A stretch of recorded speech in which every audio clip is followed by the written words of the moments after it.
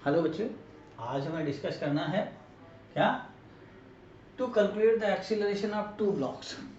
ये दो ब्लॉक हैं और इन दोनों के एक्सीलरेशन कैलकुलेट करने हैं। और यहाँ पे ये थोड़ी सी सिंपल प्रॉब्लम हमने कंसीडर की है कि नीचे वाले सरफेस को स्मूथ ले लिया है और जो दोनों का बीच में M1 और M2 जो दो ब्लॉक्स हैं उनके बीच में फ्रिक्शन कोफिशिएंट दिए हुए हैं। क्या गिवन है, इस सरफेस के बीच में ये म्यू एस है और ये आपका बच्चे म्यू के है। क्लियर यहाँ तक ये बात है। अब हमें देखो यहाँ पे ये भी डिसाइड करना है कि जो फ्रिक्शन है इन दोनों के बीच में कि काइनेटिक होगा कि स्टैटिक होगा, एक पॉइंट। और दूसरा पॉइंट, फिर ग्राउंड के रिलेटिव में एक्सीलरेशन क्या होंगे या किसी के एक दूसरे के रिलेटिव में एक्सीलरेशन क्या होंगे, ये भी डिसाइड कर सकते हैं। ठीक है ना, क्लियर इतनी चीज़। तो इसके लिए to calculate the acceleration of two blocks, तो पहला पॉइंट क्या है, फर्स्ट पॉइंट इसमें करते हैं consider two block as a system. एक तो ये पॉइंट है कि दोनों ब्लॉक को एक सिस्टम आप कंसीडर कर लीजिए। और पॉइंट नंबर 2 पे आते हैं हम। यहाँ पे पॉइंट नंबर 2 देखिए कि इस पे क्या करना है। पॉइंट नंबर 2 कि इनका जो टू ब्लॉक सिस्टम ये दिया हुआ है, इसके बाद इसमें to find the common acceleration, to find the common acceleration.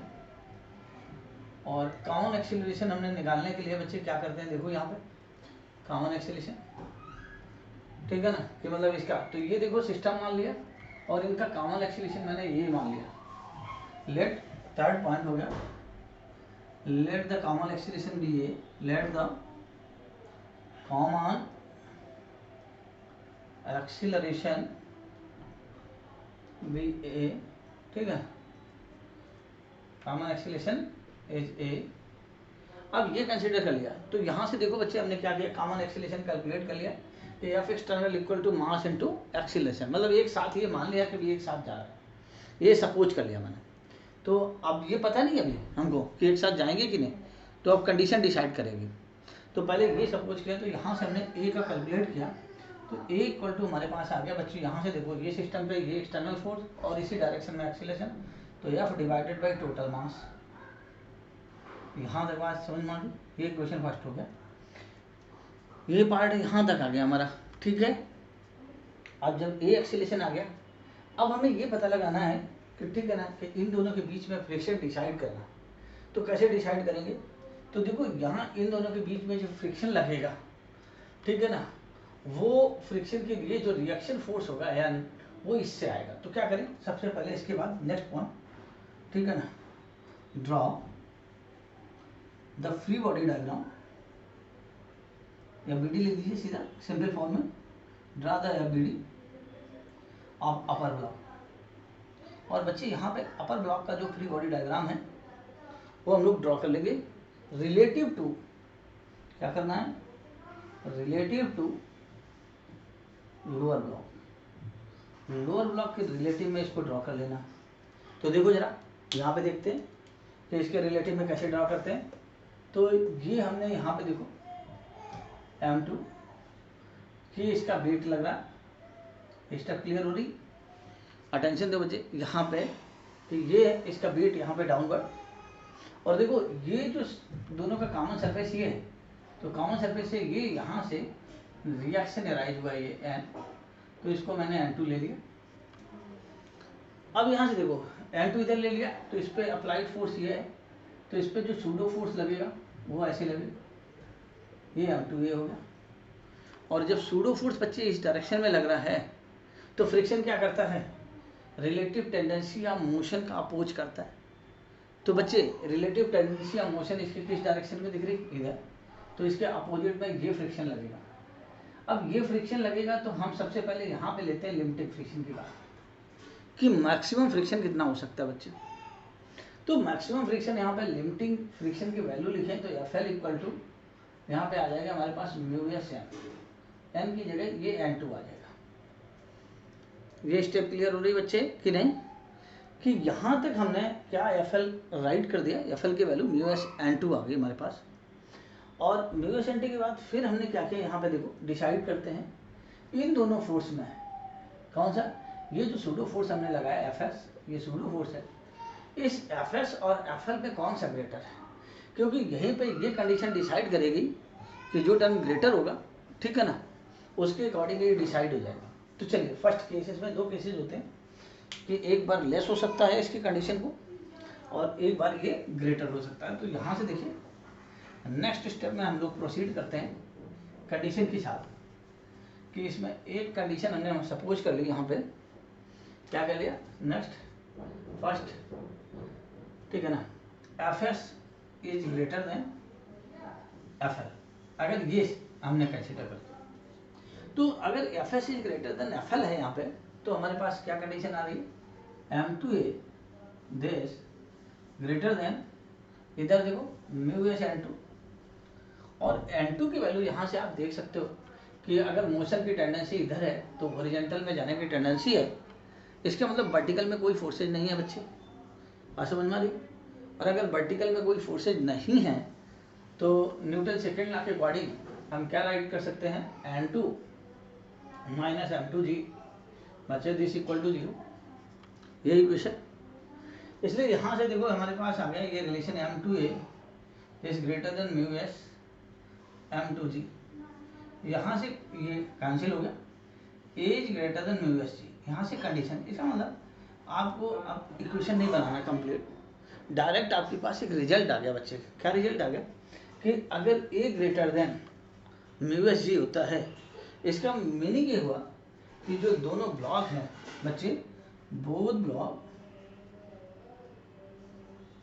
Blocks move separately, और अगर ये बच्चे दोनों ब्लॉक सेपरेटली मूव कर रहे हैं, इसका मीनिंग क्या हुआ, अलग अलग इनके जब अलग अलग मूव करेंगे तो ये क्या डिसाइड करता है कि फ्रिक्शन का ऐसा नेचर हो गया। तो आपको मैंने पहले कहा था कि फ्रिक्शन का नेचर डिसाइड करना, तो यहाँ से देखो स्टेप क्लियर होगी कि फ्रिक्शन दैट इज, ठीक है ना, kinetic friction between two blocks, kinetic friction between two blocks. तो यहाँ से बच्चे ये कंडीशन हमारी प्रूफ हो जाती है कि दो ब्लॉक के बीच में जो फ्रिक्शन आ रहा है, ठीक है ना, क्या हो रहा है, काइनेटिक फ्रिक्शन। अब अगर ये काइनेटिक फ्रिक्शन है दोनों के अलग अलग, तो देखो दोनों के एक्सीलरेशन देखो यहाँ से, अब हमें यहाँ से पता लग गया, तो इसका ही एफबीडी बना देते हैं। सबसे पहले ऊपर वाले का एफबीडी देखो यहाँ पे, तो अपर ब्लॉक का जब एफबीडी फिर से बनाया मैंने और यहाँ पे डिसाइड किया विद रिस्पेक्ट टू ग्राउंड, ये एफबीडी हम बना रहे हैं, एफबीडी, और ये M2 ब्लॉक है with respect to ground. Ground के रिलेटिव में अगर हम इसका एफबीडी बनाते हैं तो देखो ग्राउंड के रिलेटिव में हमारे पास एफबीडी क्या आ जाएगा, ये M2G हो गया और ये N हो गया, तो ऊपर वाला देखो आगे की तरफ जाएगा और ये फ्रिक्शन फोर्स, बच्चे यहाँ तक समझ में आ रहा कि ये फ्रिक्शन फोर्स है यहाँ पे, तो ये जो फ्रिक्शन फोर्स है इसमें एक्सीलरेशन प्रोवाइड करेगा आपका, ठीक है ना। तो दिख रहा होगा ग्राउंड से, तो ग्राउंड के रिलेटिव में ये एक्सीलरेशन, इसको मान लीजिए A2 है, A2 से जा रहा, तो A2 एक्सीलरेशन यहाँ पे डिसाइड कर दिया हमने कि A2 एक्सीलरेशन की वैल्यू म्यू के, और ये N2 है बच्चे, म्यू के N2 this equal to M2 into A2, यहाँ से इम्प्लाइज म्यू के M2 की वैल्यू देखो, M2 की वैल्यू आपने कैलकुलेट की यहाँ से M2G, तो ये डायरेक्ट M2A, ये आपका M2 से M2 कैंसिल, इम्प्लाइज दैट बच्चे A इक्वल टू म्यू के जी। यहाँ तक क्लियर हुआ ये स्टेप। तो आपने यहाँ से एक्सीलरेशन आपने फाइंड आउट कर लिया कि इस ब्लॉक का with respect to ground acceleration कितना आया। आप जरा केस सेकेंड लेते हैं और जहाँ पे ये डिसाइड करते हैं कि नीचे वाले का एक्सीलरेशन कितना है, तो फ्रिक्शन तो बच्चे यहाँ पे देखो दोनों कंडीशन में कि फ्रिक्शन मैंने यहाँ पे डिसाइड कर लिया, क्या फ्रिक्शन डिसाइड किया कि फ्रिक्शन की जो नेचर है वो काइनेटिक है, म्यू के एन दोनों पे अप्लाई होगा, तो अपर ब्लॉक का एक्सीलरेशन यहाँ से देखो बच्चे दिख गया आपको कितना आया, म्यू के जी। लेकिन लोअर ब्लॉक का एक्सीलरेशन देखो, लोअर ब्लॉक का पहले बार एफबीडी बनाते हैं, तो एफबीडी ऑफ, ये देखो बच्चे लोअर ब्लॉक, ठीक है ना। अब lower block with respect to ground, ये भी ध्यान रखना, विद रिस्पेक्ट टू ग्राउंड की सारी चीज़ें आपको क्लियर होनी चाहिए कि ये एफबीडी हम ड्रॉ कर रहे हैं किसके रिस्पेक्ट में ड्रॉ कर रहे हैं। तो हमने क्या किया, ये लोअर ब्लॉक ये लिया और इसका फ्री बॉडी डायग्राम देखिए, ये एफ अप्लाई किया हमने। ये देखो यहाँ पे जो फ्रिक्शन लग रहा था, ये स्मूथ है नीचे, ये फ्रिक्शन लग रहा था, ये म्यू के N2 था आपके पास, ये आपका N2 इस सरफेस पे, और यहाँ बच्चे जो ये था हमारे पास, ये N1 था, और ये इसका वेट हमारे पास M1G था, ये एक्सीलेशन है यहाँ से। तो ये देखो कंप्लीट एफबीडी क्लियर हो रहा, ये सरफेस से जो रिएक्शन है वो यहाँ से जा रहा है, सरफेस से राइज हो रहा, और इस सरफेस पे M2 की वजह से ये जो रिएक्शन फोर्स आ रहा है यहाँ आ रहा है, और ये इसके सेंटर से इसका वेट एक्ट कर रहा है। ये सरफेस आपको गिवन है, ये बच्चे स्मूथ सरफेस है, तो ये स्मूथ सरफेस ये गिवन है आपको यहाँ पे। ये जो फ्रिक्शन फोर्स ऊपर वाले सरफेस पे आपको दिया हुआ है, ये म्यू N2 है, क्लियर नीचे।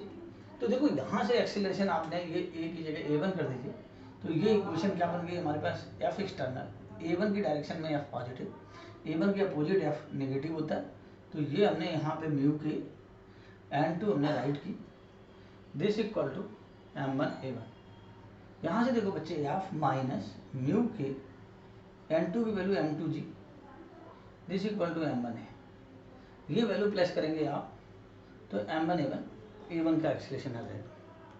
यहाँ तक कंसेप्ट सभी बच्चों को क्लियर हो रही कि नहीं? जो डाउट है जो इससे रिलेटेड वो ध्यान में रखिए, ठीक है ना। और तुरंत अभी, ठीक है ना, लाइव चैट चल रहा है अगर, तो तुरंत आज कर सकते हैं, ठीक है ना। और अगर लाइव चैट नहीं है मान लीजिए किसी का, तो इसके बाद क्वेश्चन आप पूछ सकते हैं, ठीक है ना, कि सर ये कैसा हुआ। तो इसके करस्पॉन्डिंग देखो, अब यहाँ तक आई होप सो कि ये स्टेप आपको सभी को क्लियर, कि फ्रिक्शन जो काइनेटिक इन नेचर था उन दोनों के ब्लॉक एक्सेलेरेशन अलग, और ये भी डिसाइड होता है कि जब काइनेटिक नेचर था फ्रिक्शन, तो ये श्योर है कि जो A1 एक्सेलेरेशन होगा वो ग्रेटर देन ए कॉमन होगा, ए कॉमन एक्सेलेरेशन, और ग्रेटर देन जो एक्सेलेरेशन आपने A2 निकाला था, ये कंडीशन आपकी होल्ड करेगी, ठीक है ना, इस सिचुएशन में। क्लियर। अब देखो नेक्स्ट जो पॉइंट आता है हमारे पास, नेक्स्ट स्टेप है इसकी, यहाँ पे डिस्कस करते हैं कि अगर ये जो सूडो फोर्स है इसकी वैल्यू लिमिटिंग फ्रिक्शन से लेस हो या इक्वल हो, तो पॉइंट नंबर 2, स्टैटिक फ्रिक्शन यहाँ पे सूडो फोर्स देख रहे हैं, अपर ब्लॉक का एफबीडी जो बनाया था हमने, तो उसी में दूसरी कंडीशन ये आ रही कि Fs जो है लेस देन म्यू एस है, ये कंडीशन हमने होल्ड कर ली। ये देखो M2A कॉमन एक्सीलरेशन, और ये इक्वल टू, ये बच्चे म्यू एस देखो M की वैल्यू M2G, यहाँ पे ये आ रही, तो A की वैल्यू देखो यहाँ से आ रही म्यू एस जी। अगर A less than mu s जी आता है, इसका मीनिंग बच्चे ये हुआ कि जो फ्रिक्शन है वो कैसा हो गया, दोनों ब्लॉक देखो A फ्रिक्शन से कम, तो सेपरेट होने की टेंडेंसी खत्म होगी, अब ये सेपरेट नहीं हो सकते। इसका मतलब दोनों block move with common acceleration, और दोनों ब्लॉक कॉमन एक्सीलरेशन से जाएंगे, और कॉमन एक्सीलरेशन की वैल्यू क्या होगी जो पहले निकाल चुके हैं आप, this equal to F divided by M1 plus. अब बच्चे यहाँ पे क्वेश्चन जो राइज होता है बच्चों को दिमाग में रहना चाहिए कि यहाँ से ये मान लीजिए कॉमन एक्सीलरेशन निकाल लिया, फाइंड आउट कर लिया आपने, दोनों का acceleration with respect to ground ये है, लेकिन अगर आपसे ये पूछे यहाँ पे कि फ्रिक्शन फोर्स की वैल्यू कितनी है इन दोनों के बीच में जो एक्ट कर रहा, डायरेक्शन आपको पता ही, ठीक है ना, डायरेक्शन आपने डिसाइड करी थी पहले ही। तो यहाँ देखो फ्रिक्शन अगर अपर ब्लॉक का देखें तो अगर कॉमन जा रहा है तो आगे जा रहा, तो अपर ब्लॉक का देखो आगे जा रहा तो क्यों जा रहा, बस ये सोचना है आपको, दिमाग लगाना है यहाँ पे थोड़ा सा, कि जो ऊपर वाला ब्लॉक है वो आगे किसकी वजह से जा रहा है, कौन सा फोर्स रिस्पॉन्सिबल है इसके मोशन के लिए। तो इसके मोशन के लिए यहाँ पे देखो फ्रिक्शन है, और तो कोई फोर्स है नहीं हॉरिजॉन्टल में, इसका मतलब फ्रिक्शन फोर्स रिस्पॉन्सिबल है, और ये मूव टुगेदर हो रहे हैं, तो फ्रिक्शन स्टैटिक इन नेचर है, और स्टैटिक नेचर है तो इसका जो कॉमन एक्सीलरेशन है वो दिया हुआ है A है। इसका मीनिंग यहाँ से इक्वेशन बनती है F इक्वल टू जो फ्रिक्शन आएगा उसकी वैल्यू हो जाएगी M2A। इसके मतलब दोनों के बीच में जो फ्रिक्शन यहाँ पे लगेगा वो ये वैल्यू आ गई M2A, या इसी स्टेप को आप राइट कर सकते हैं आगे, क्या लिख सकते हो आप, इसी स्टेप को आगे देखो M2A this equal to M2F/M1 plus M2। बात समझ में आई बच्चे?